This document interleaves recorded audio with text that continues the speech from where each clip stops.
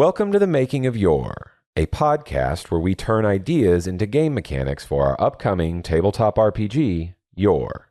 If you'd like to stay up to date on the developments of YOR, head over to our Discord. Link is in the description. All right, so this week we're going to do some game building.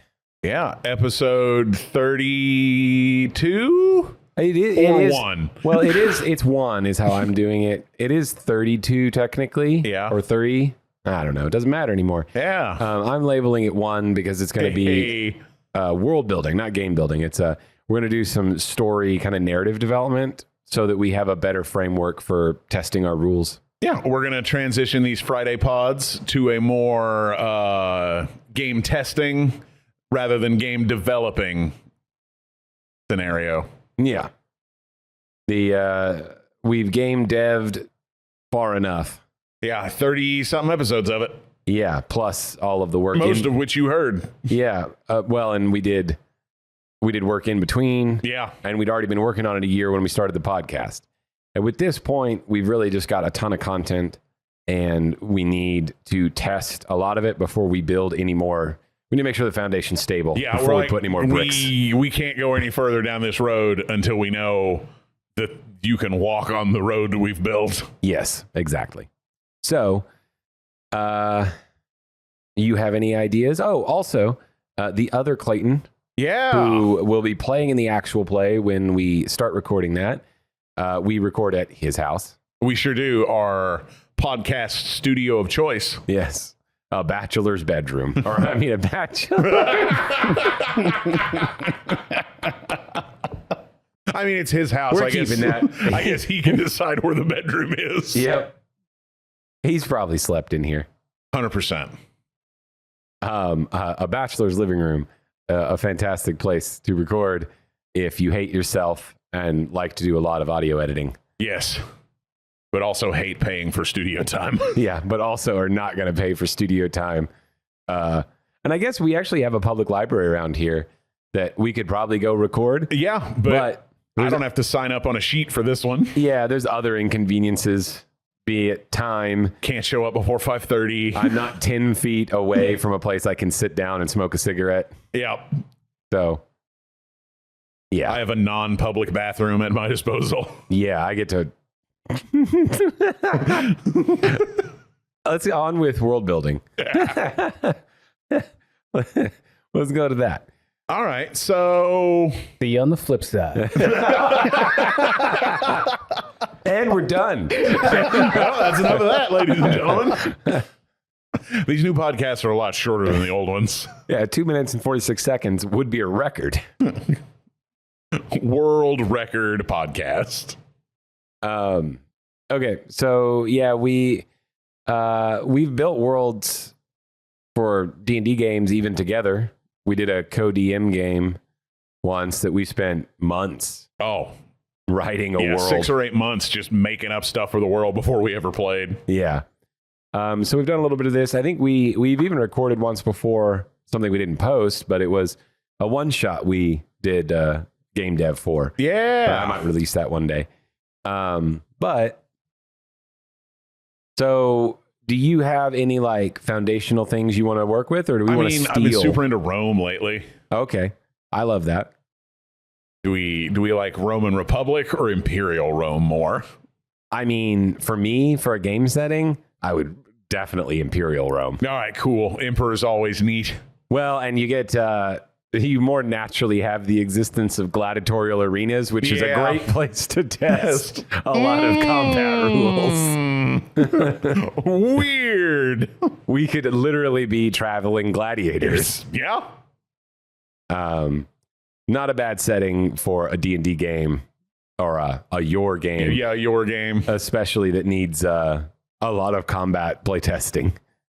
But we could have some good social. I mean, honestly, that as a predication, like imprisoned gladiator type thing. Yeah, no, I like the gladiator vibe. So we'll do ancient Rome, Imperial Rome base. What about the potential to spin that into like a Spartacus narrative? So we could Rome, Imperial Rome, circa the Servile Wars. Yeah, so we could start doing gladiatorial stuff, level up over the course, have some social dynamics within the context of like being forced to fight.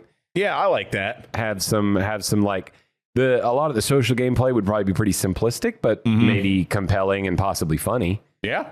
And then move that into a more open world when we get to a higher level. You break out of the gladiator school and have to go fight Roman legions. Yeah, once we're strong enough to do that. Yeah, tier 2 or 3 or 4. Yeah, something like that. Where the way our plan for rules of mass combat would even allow for that to be tested. Because fighting armies really is like tier 4 combat. Yeah, that's what it'd be for. Yeah. Okay, I like that.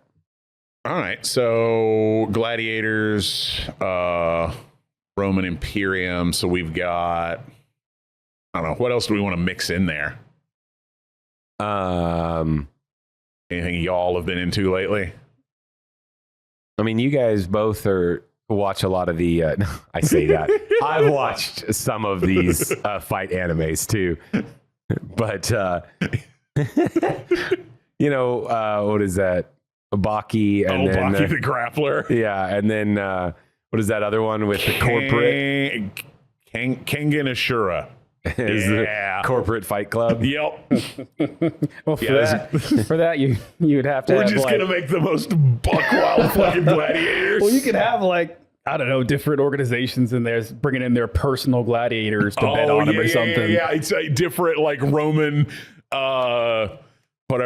Functionaries, important bigwigs bringing in their own personal gladiators to solve disputes. So if we set up the world where, maybe you have different kind of fantasy type worlds, like you could have like an undead kingdom. Yeah. Things like that. Things that would maybe encompass a lot of the creatures we plan to make in tier 2. Yeah, and maybe the elves could be from Gaul or from... So they all bring in, and they like have their own champions. Yes. The elves could be from Caledonia. So it's all kind of one empire. Yeah. So there's not really like a war necessarily going on, but for Rome, there was always some conflict on the outskirts. Wars of expansion, wars of slave revolts. But they had quite a few years where it was largely just like... Yeah. Rome is broadly pretty peaceful. Once you get to the edges, there's a lot of fighting, but in the middle, pretty safe. Yeah. But we could have different regions and they would kind of encompass different themes of fantasy. Yeah. And they would have their governors that bring... whatever their greatest fighters. Yeah. Maybe what would be a good reason? Because if we assume that this is like compelled. So when you can become a gladiator 3 different ways. Well, really 2 different ways with 1A and 1B. You can get sold into slavery, you can get captured, or you can volunteer. Yeah. Okay. Do we want to retain the like Romanesque thing of that, or do we want to make it? Do we want to I guess you could inspire it more from almost like a Hunger Games type thing, where like it's just once you were a gladiator, you were effectively a fancy slave. However you got in there. Yeah. So you can't just leave. There could be like a more dystopian than Rome. Yeah. I don't know though. I do kind of like more Roman, because then you get like the chances to work with describing really like nice big buildings and lavish, not necessarily. If you do dystopian, I think it has to kind of be more gritty. Height of the Roman Empire, not the fall. Yeah. Back before it became Byzantium. Yeah. Okay. So big, glorious character backstories. It could be impoverished nobles.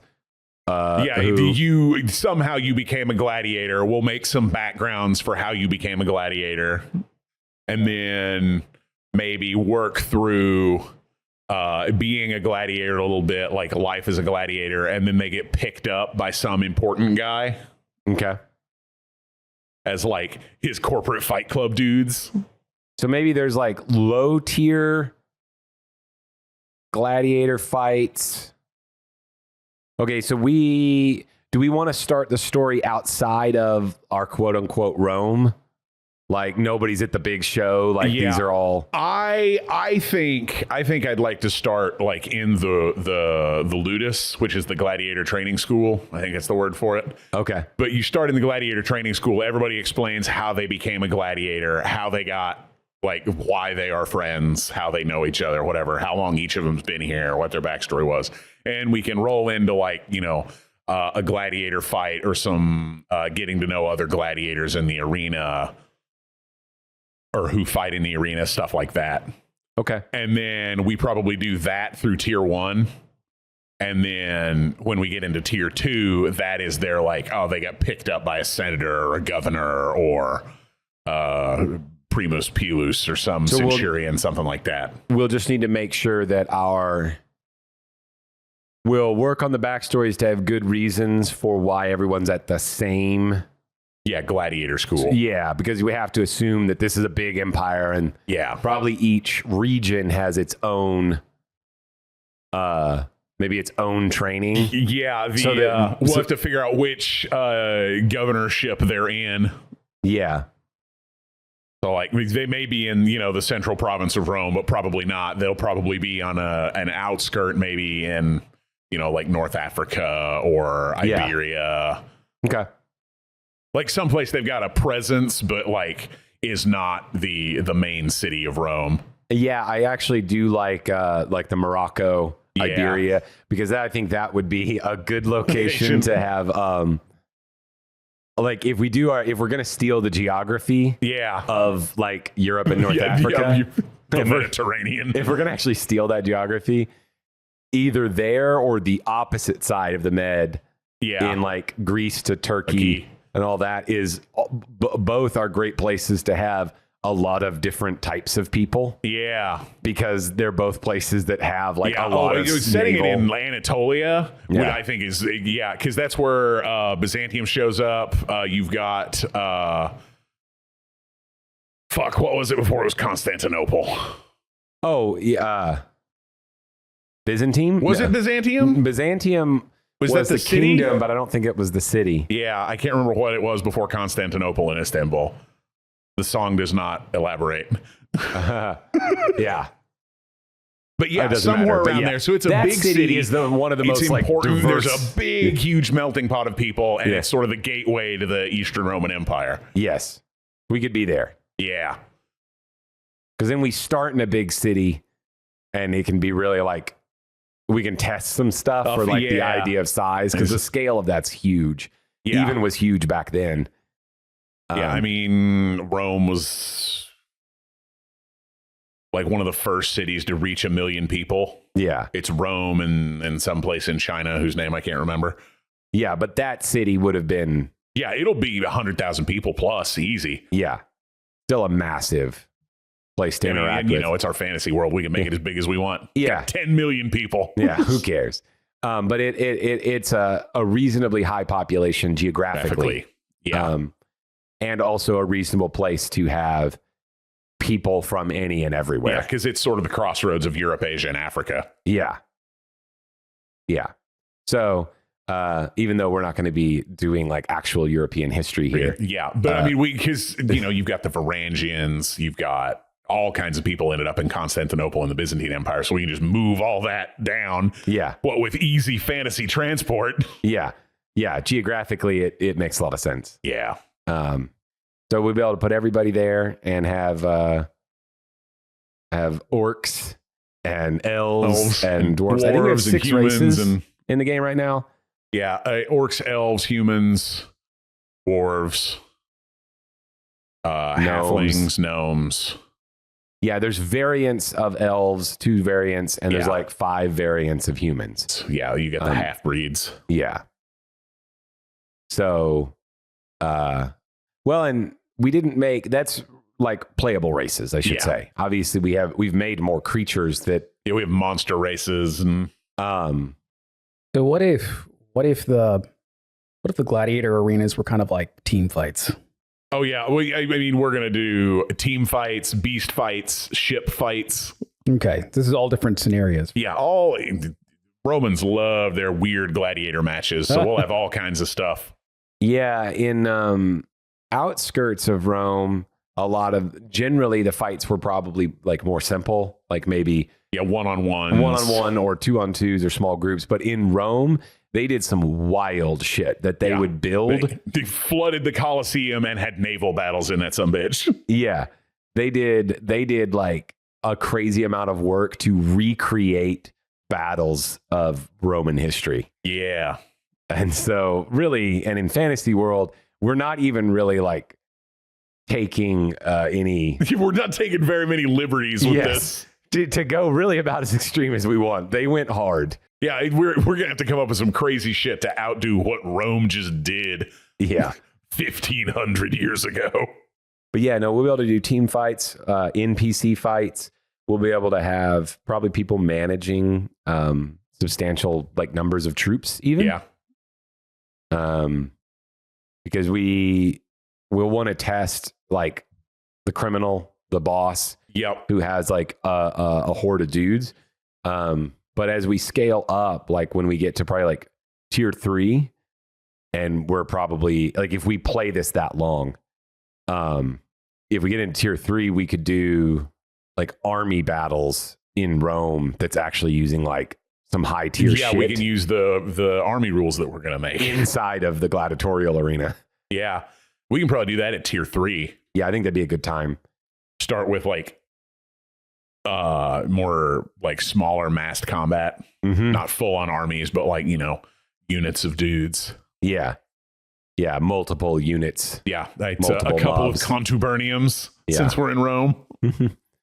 Man, I love naval battles too. I'm excited to do some. Man, that really may have been what got us started on this whole thing, is stealing Jason's old Disney pirate rules for our D&D game. Pirates of the Caribbean, I think, is what it actually was. I don't think it was exactly Pirates of the Caribbean. I know they put out some Pirates of the Caribbean like themed packs. Oh, okay. But I think it was just a genericized pirate game. Oh, okay. That they then added Pirates of the Caribbean into. That naval game was an incredible add-on. Oh, yeah. It was so simple. Really made the foundation for all the stuff we wanted to add to this game. Yeah. I feel like that's something that will... its rules were so simple, like we would be able to not necessarily steal those rules, but it was so basic. Yeah, we can yank them and change. I mean, it was basically like our needs. Ships had depending on their size, had like whatever 3 to like 6 HP. Yeah, they had like hull points or whatever. The masts. Yeah. How many masts they had was how many hit points they had, and then they had firing arcs, and then they had like ranges on those, and you played on a grid. It took you 5 minutes to learn and maybe 10 minutes to play a whole ass game. Yeah, not heavily involved at all, but a great like immersion add-on. Absolutely. To a D&D game. I think I made every... It was in 3.5. I think every ship turn you got 10 normal turns. Yeah, something to do like stuff. That. The time frame thing, like if we build official rules or something like that, could take a while. Yeah, it won't. We won't steal the rules wholesale, but we'll look over them and warp them to fit our game. If you ever wonder where our naval combat system comes from, yeah. And we'll be rolling D6s because that's the best. Yeah, D6s rule. Yeah, old die, best die. Yep. You got any inspiration to add? No, it sounds really good so far. What you do on Teams all day. No, this is great. I have nothing new to add, but I like all your ideas. It would be hilarious if you just started laying corporate speak in the middle of it. Your interjections were just like corporate meeting leader. Nothing speak. Like, so what we really want out of this world is some synergy. Yeah. We want to be able to pivot whenever we need to pivot. Yeah. I really want you guys to look at this whole thing from like a top-down perspective. But no, like it does sound like having the Colosseum, having the giant warfare and stuff like that. Like that does sound kind of like a cool angle to go with. So like there's not a ton to add to that. Yeah. No, I think it's a pretty good world for us to like interject all sorts of any whatever weird storyline we want to add. Yeah. And any reason we want a silly creature to show up in the Yeah, arena. they caught one and made you fight it. Yeah, exactly. It would be cool to do some games where we also just do like the politic-y kind of side of things and just work with social interactions for maybe a game or two. Yeah, I think that's available to us in that world too. Rome is built for intrigue. Highest paid athlete in history was, I believe, a Roman charioteer. Oh, yeah? Yeah. He made something like $80 billion. Adjusted for... adjusted for inflation. I mean, it's basic. It's a wild metric trying to adjust things from the ancient world in a modern economy, but they paid him so much fucking money. Yeah, whenever you try to like figure wealth, it gets kind of wild. If you're going to go back a couple thousand years, it's like, all right, let's just add up pounds of gold and try and figure it out. But it doesn't really. Well, there's like all these economic factors you got to figure out. And where does Rome fall on the Big Mac index? Yeah, exactly. Or if you're trying to use gold as your standard, and you think even in our world, gold has gone up like $1,000 an ounce. It's just unreal. So it's like 80% more than it was 10 years ago. So like. Yeah, how's this working in ancient Rome? Yeah. But yeah, what was it like? This is another side tangent on gold, but it was like in the 60s or 70s. Yeah. It was like $300 an ounce. And now it's $2,600 an ounce. Yeah. I thank you, 1971 and Nixon. So it's like very hard to reasonably adjust your value system. Yeah, tell me about it. I've been trying to think up an economy for this stupid game for something 1,000 years after Rome. Yeah, for real. What kind of weird fantasy bullshit do we want to add to Rome? I always like wolves and Romulus and Remus. Yeah, so do we want it to be ruled by like a monster race? You know, is it Rome but ruled by dragons? Or Rome, but ruled by giants. Oh yeah, a dragon kind of like council member, like a council of dragons that like are over everything, but humans have to go answer to that. That actually sounds pretty cool. Yeah, or even because I think we plan on dragons having human form. Yeah, later. So we could have a dragon emperor, and then the Senate is made up of other powerful monster races. Yeah, if dragons are like. Kind of a little like Skyrim had it, where it's like a bloodline that's kind of diminished. Yeah. So there's not necessarily a lot of dragons out there. They've been hunted. Yeah.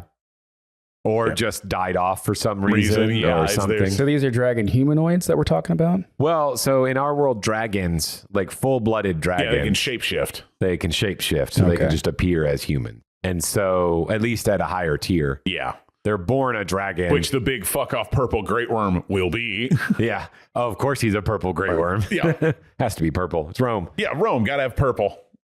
But yeah, so dragon is the clear choice. Yeah. For being an emperor.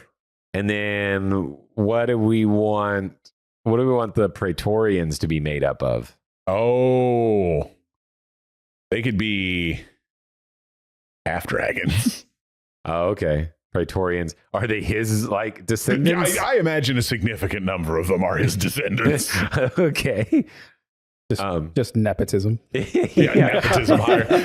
Historically accurate. Yes. Nepotism would play very well. Nepotism is where the Praetorians came from. Yeah.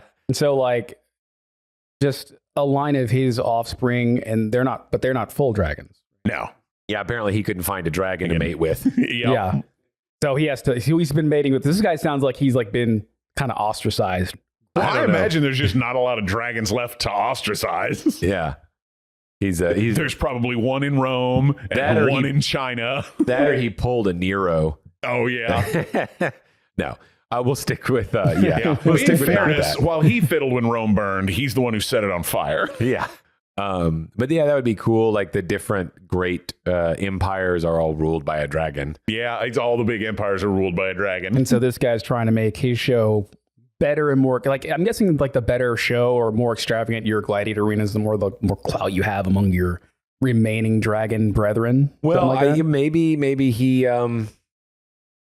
Well, like I expect we'll have each empire is ran by a dragon. So they're kind of isolated. So it might be different in the other empires. They may not have gladiatorial arenas. I imagine the dragon emperors are probably just trying to play some giant game of mercantilism. It's like, the more gold I get from them, the better I am. The more better I am than them. Yeah. He who has the biggest horde is the best dragon. For sure. And they fight with like economies. Yes. I think that's exactly what they do. They definitely just want to have the most gold. And the ruler of the Roman dragon has decided he wants an entertainment based economy. Yeah, he's like economy based on hedonism. So the more entertaining you make it, he's expecting this to be like the more entertaining each match, so that way he can build more revenue. Yeah, he's got a big empire that's probably successful. Yep. In economics. And he's trying to rake the dough in from his entertainment industry. Yeah, probably because like if he plays the game of just having higher taxes, like that generally makes his subjects more unhappy. Yeah. So the Roman tax system is very interesting. What they did was they'd have an auction and you got to bid on like parcels of land, and then you paid whatever so many sesterces to acquire rights to collect tax on this land. So you'd pay 10,000 and then you'd go and try and get as much as you could. Yeah. You needed to get a lot more than 10,000 so that you got money out of it. A lot of tax collection in the Roman Empire was pretty wild. Yeah. Which obviously wasn't their best idea because it led to quite a few revolts. Yeah, it's wild. You starve out the new people. But so his plan is he owns the gladiatorial thing. He owns the arenas. He owns the arenas. And so he wants this whole thing because people love the arena. So they're happy to pay him for entertainment. Dragon's horde is based on concession money. No wonder it's $16 for a hot dog. He's selling hot dogs and sodas to make his dragon horde. That's why we don't turn on the AC, so we can sell more Gatorade. And probably rigging fights. Oh, absolutely. He probably runs the gambling rings too in some way. One of the things you guys are going to have to deal with is somebody telling you to take a dive. Oh, yeah. And then like the possibility of if it's too big a deal, catching the ire of the emperor for not having taken the bet fixing. Yeah. So you'll have, because of course you'll have underlings who are trying to make money manipulating the bet thing. Yeah. And he's probably not super involved in any of that nitty gritty stuff. He's just taking a percentage of everything. Yeah, the empire's cut. Yeah.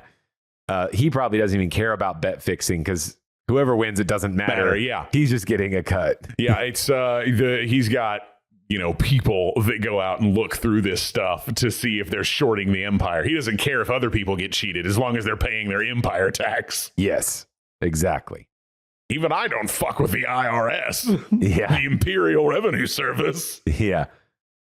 Okay. I think that's really cool. Yeah. So we got a lot of potential points for drama and intrigue. We'll be able to do quite a few fights. We'll need to make some kind of maybe on the back side of this. I know you want to start in a training camp type thing. Yeah. Maybe on the back side of this, outside the fighting scenario, we steal from some stuff, some other novel type things. I mean, even something like Harry Potter. Yeah. Or like having groups, not necessarily like the, whatever they were called, the different schools within Hogwarts. Oh, the houses. I couldn't remember. To have like gladiator houses? Yeah, have like gladiator houses and have maybe like some specific, they could function for us kind of like warlock patrons. Oh, yeah. I think it's just regular patrons. I think it's whoever owns you. Yeah. Like a lot of people go in on this one gladiator school and some people are owned by one guy and some are collectives of guys. Yeah, but like we could create narratives and storyline connected specifically to that. Yeah. We could start out with the different companies, the heads of the different companies or whoever owns these, whatever the patron is. they're like standing there with, in front of the new regiment, and they're picking who's going to be in their specific that could be, you know how area. MCDM has that Kingsman Warfare thing where you can pick like Are you talking about the battles? well, I'm talking about the like regiments or whatever. They have like the different groups you can be in, and then when you join the group, each one has like a special role. Yeah. Okay. Or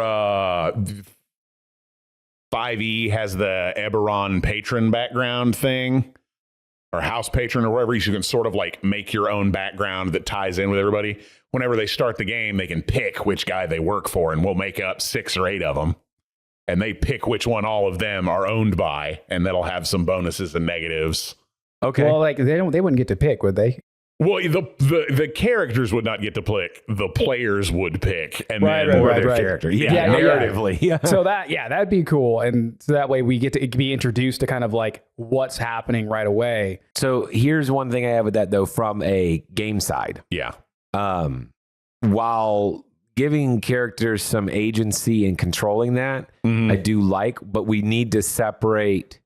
We want to make sure that for the most part, our players are on the same team yeah. and are generally all together. players would pick the same guy. Everybody doesn't get to pick a different guy they're owned by. Yeah, that's what I it's mean. like Harry Potter. The hat puts him in fucking Hogwarts, right? We follow the Gryffindor kids. yeah, we do. You have a hard time telling a story if you let people. Yeah. Yeah, be in we different have teams. main character house, friendship house, nerd house, and evil house. Exactly. Yeah. So yeah, they'll all be under the same guy. We'll just make up 6 or 8 of them, and they can pick. Yeah, which one we want. But so there can be like what I mean in all that is we can set up side events that involve those characters outside of Gladiatorial Arena. Yes. So like Hunger Games did some similar things Yeah. too. Well, it's your owner may like take you to a big fancy party to show off all the muscled up oiled gladiators. Exactly. Like in the Hunger Games, you have that same concept where they end up becoming celebrities. Yes, who that's are- exactly. You guys are working on your path to celebrity. Well, Yeah. maybe, and this is something I've been thinking about just as we've been talking. Maybe one of them is like there's a certain type of creature that needs to be called, and it's popular to for this whatever company that they're talking about to go and do that. Maybe that could be like a side thing, and that's like a heroic thing you can go do and get clout and yada yada. Yeah. Like, there's a lot of things we could do. They could be combat focused like that. They could be, You get rented out to train some noble's kid. they could be, they could be show based. They could be, sent to the front lines. Yeah. They recruited into a special task force. Goes to parties.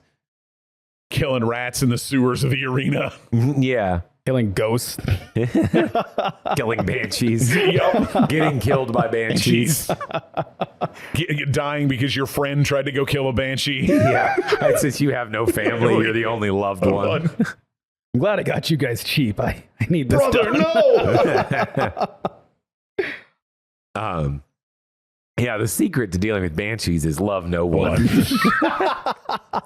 Yeah, I'm the world's greatest banshee hunter, loved by no one. Imagine getting pitied by a banshee. That's got to be sad. No. Oh. Point is, so side quests that could be.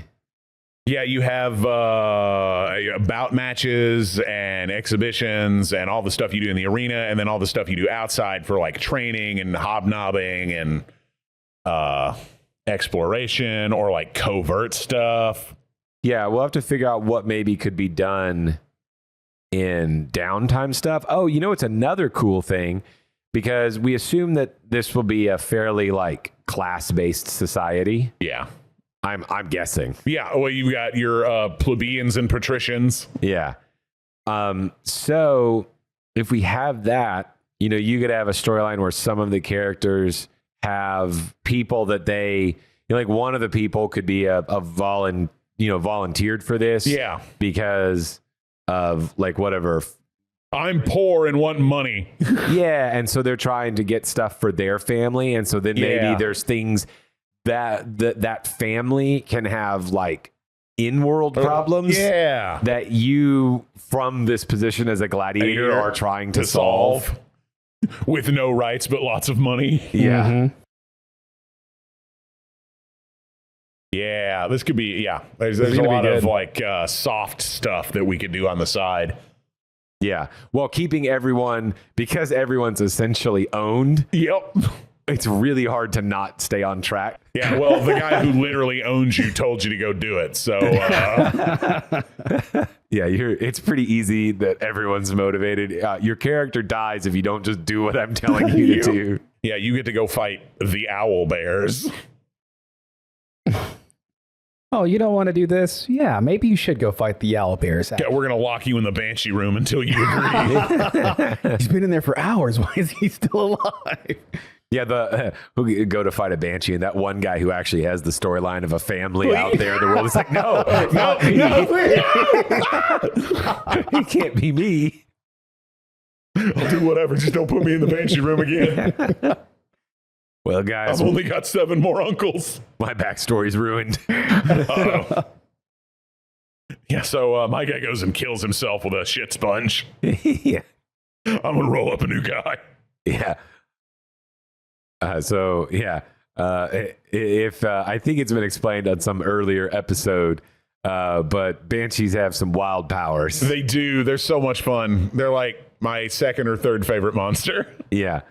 We decided Banshees can just kill people you love. Yeah, they proactively herald a loved one's death. Yeah. They're real go-getters, those Banshees.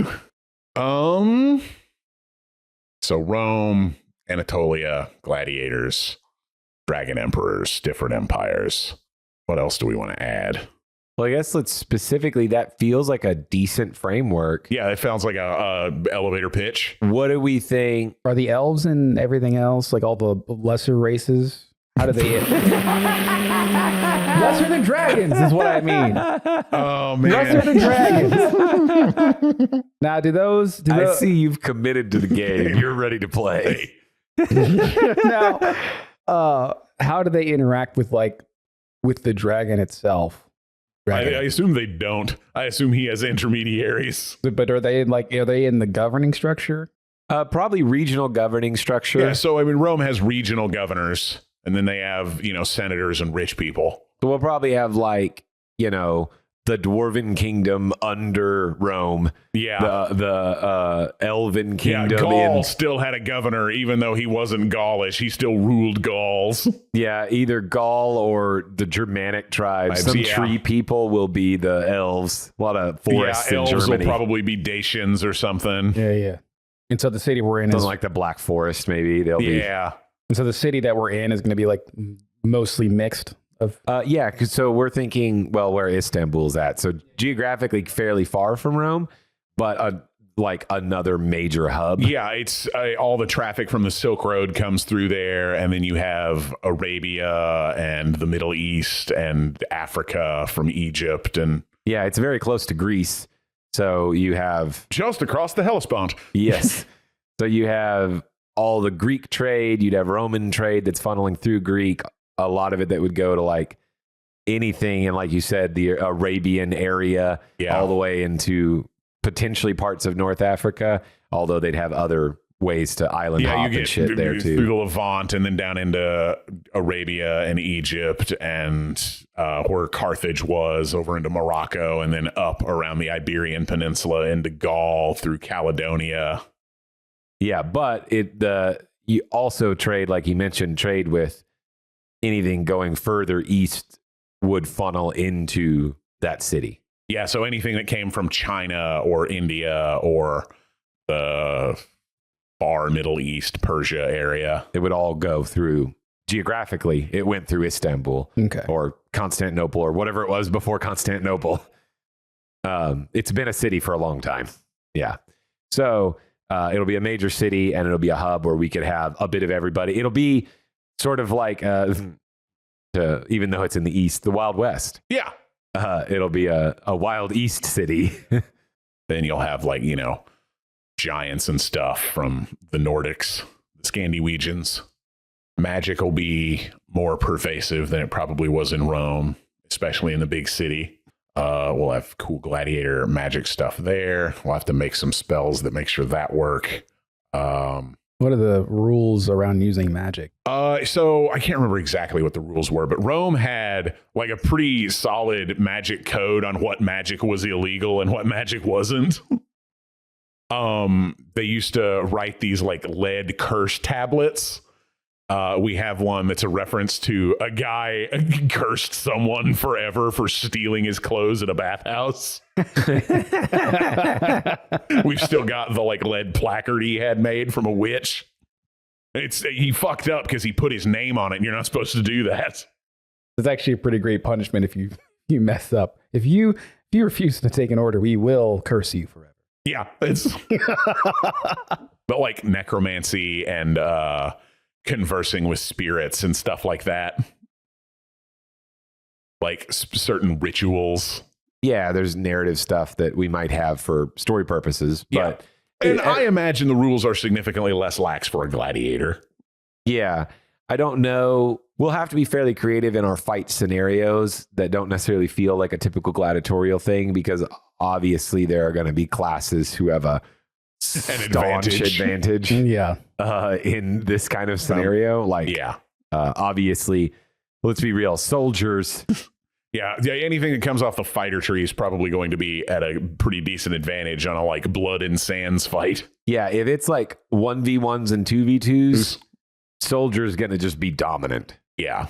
Because he starts with full resource and he doesn't have to kill something like the barbarian does to get resource. Yeah, so I imagine there'll be like champion fights and like conscript executions and make them fight lions and flood the arena and make them fight on boats and reenacting famous battles. And we probably want to, but we'll have humanoid fights, but we'll also want to have a lot of monster fights. Absolutely. Because in the monster fight thing is where more like class variety will have more purpose and benefit. Because, if you have flying enemies, your soldiers who don't normally carry a ranged weapon have some problems. Yep.